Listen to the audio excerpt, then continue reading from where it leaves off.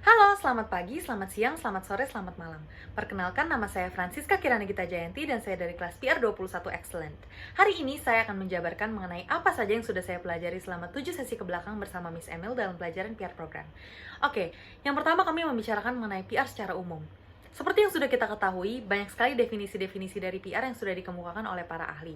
Contohnya itulah yang dikemukakan oleh The UK Chartered Institute of Public Relations atau yang biasa kita ketahui sebagai CIPR, yang mengatakan bahwa public relation is a planned and sustained effort to establish and maintain mutual understanding and also goodwill between the organization and its public.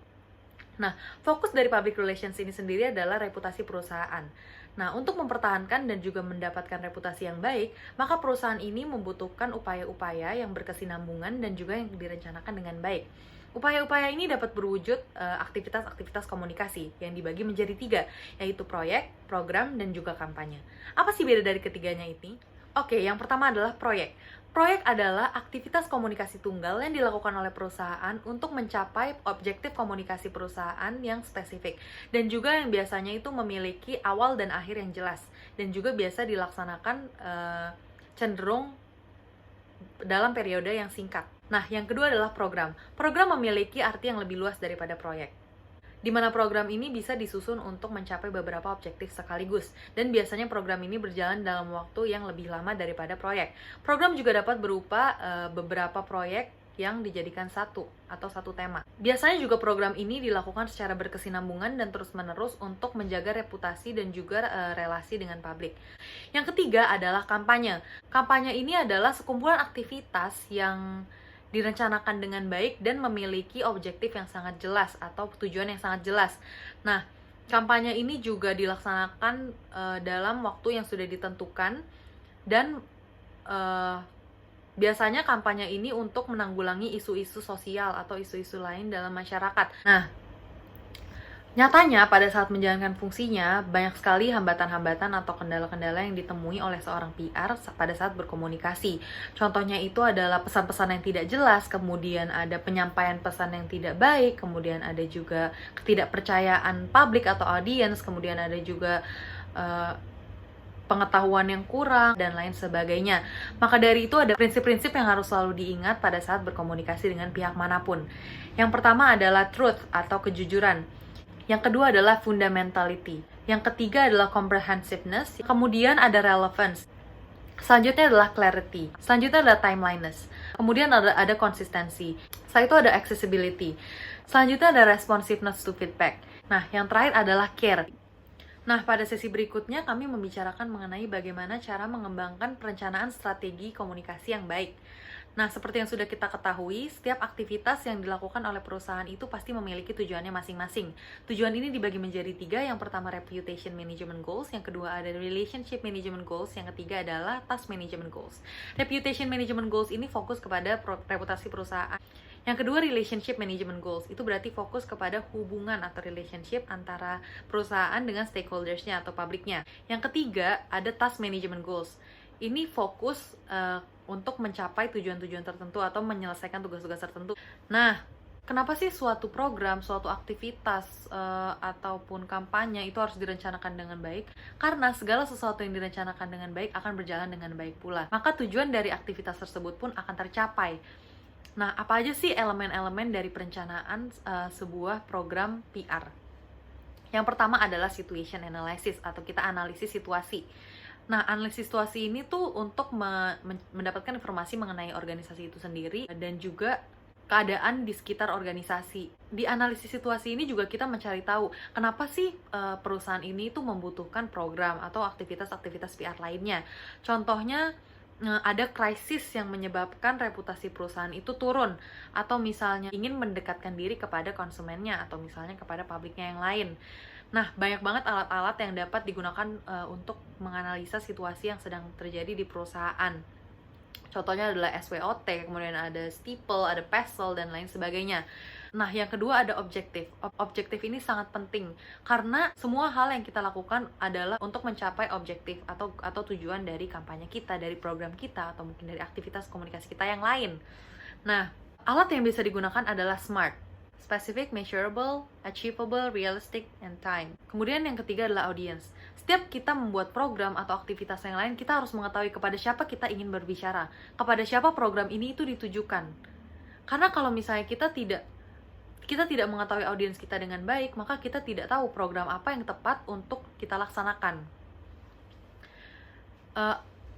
Nah, audiens kita atau publik kita ini dapat ditentukan melalui beberapa tool. Contohnya itu dari umur mereka, dari demografik mereka seperti umur, atau mungkin jenis kelamin, atau mungkin pendapatan dan lain sebagainya. Terus kemudian ada geografi atau tempat tinggal contohnya. Kemudian juga ada behavior atau perilaku mereka, apa sih yang mereka lakukan setiap hari dan lain sebagainya. Kemudian adalah strategi.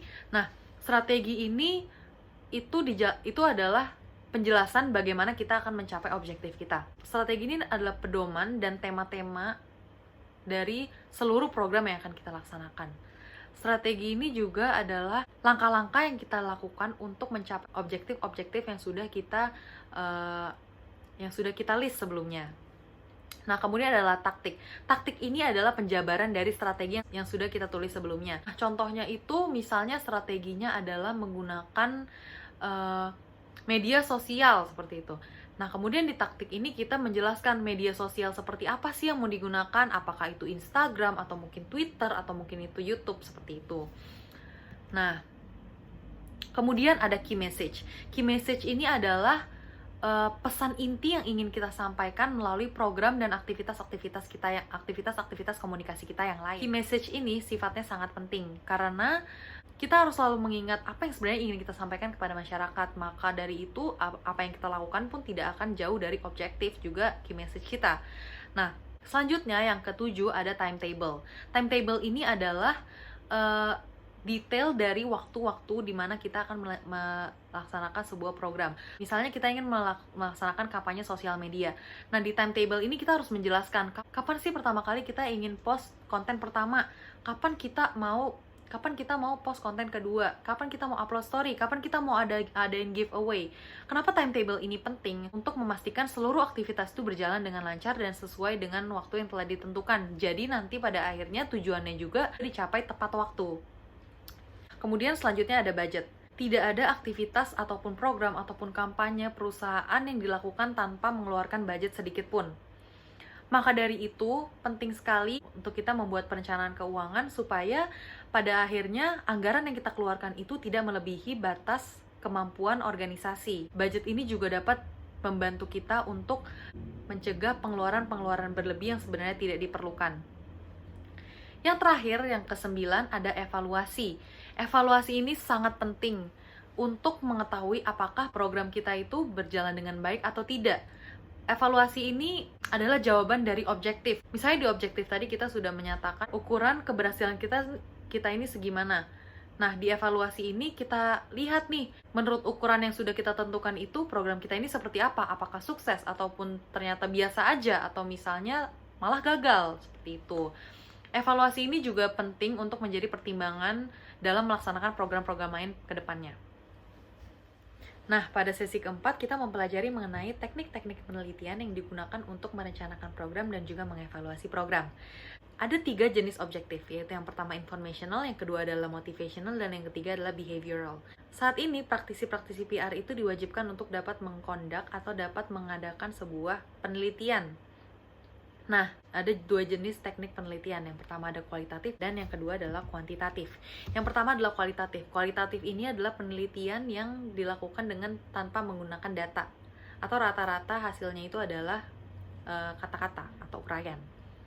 Nah, ada 5 sumber-sumber materi yang biasanya digunakan dalam penelitian ini. Contohnya adalah buku, koran, majalah, jurnal, kemudian ada tulisan-tulisan yang tidak dipublikasi, kemudian ada video, ada film, ada database, dan lain sebagainya. Ada 3 metode untuk mengumpulkan data. Yang pertama itu adalah in-depth interviews, yaitu dimana ketika kita dan juga narasumber itu melakukan interview yang mendalam. Yang kedua adalah focus group discussion, di mana kita mengumpulkan beberapa orang untuk mewawancarai mereka dalam bentuk grup. Yang ketiga adalah participant observations. Ini di mana si peneliti ini mengambil peran aktif, kemudian mengobservasi dan juga merekam atau mencatat interaksi yang terjadi dalam organisasi. Selain kualitatif, ada juga penelitian kuantitatif.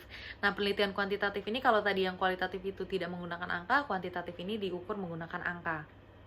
Namun, walaupun berbeda, kuantitatif dan kualitatif ini sama-sama berguna dan saling melengkapi satu sama lainnya. Nah, biasanya dalam mengumpulkan data, kuantitatif ini menggunakan sampling. Hal yang dibahas di sesi kelima tidak jauh berbeda dari sesi sebelumnya yang sudah membahas mengenai tahapan-tahapan dalam merencanakan PR program. Yaitu situation analysis, kemudian ada objektif, kemudian ada target audience, ada key message, kemudian ada strategi, kemudian ada taktik, dan juga ada timeline, ada budget, dan pada akhirnya ke evaluation. Demikian penjelasan dari saya, mohon maaf apabila ada salah kata. Terima kasih sudah menonton, stay home, stay healthy.